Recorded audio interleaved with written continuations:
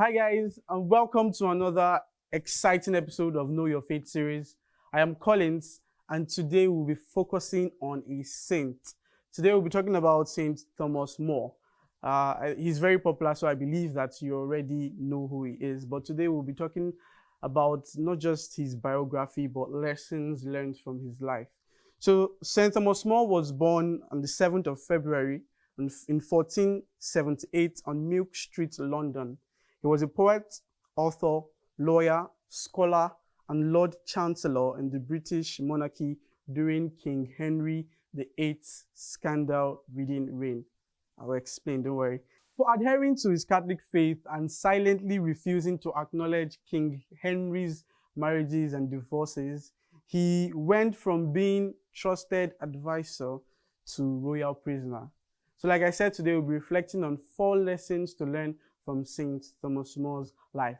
So the first is that religious freedom is non-negotiable. Now this is for leaders. King Henry's point of view to how Saint Thomas More reacted, King Henry wanted a divorce, and Saint Thomas More knew that it was not the right thing to do.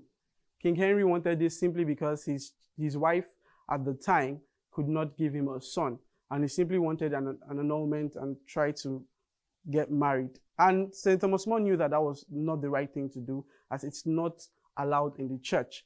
But King Henry decided that this guy is supposed to be my advisor now.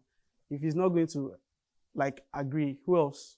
So he decided to, out of his own, because of power, decide to cast him out, and he went from being trusted advisor to being, a royal prisoner. And we see this so many times in leadership in the world today. It's very, very important for us to understand that religious freedom is not, I don't argue it. People are supposed to believe in what they believe in. It's okay to try to have conversations to, try to convert others, but it's very, very important to, accept people, for who they are. Number 2, diplomacy matters.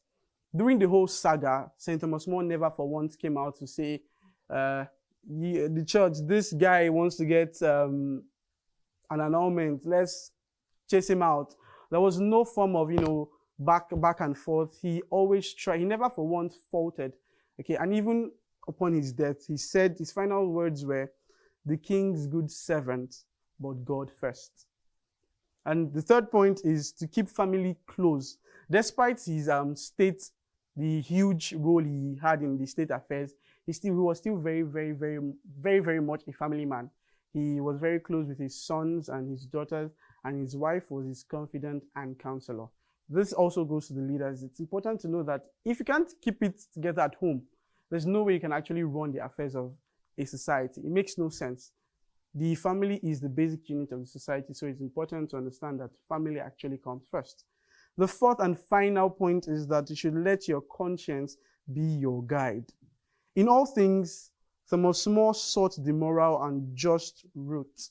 He never for once said that, since this guy is my oga, let's just try and do it his way.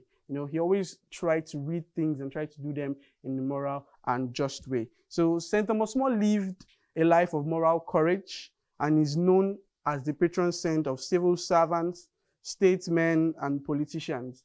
And we will continue. If you fall within this range, you can always seek his help or continue to pray for him in your job, and also ask that he continue to intercede for you and guide you in these positions that you hold.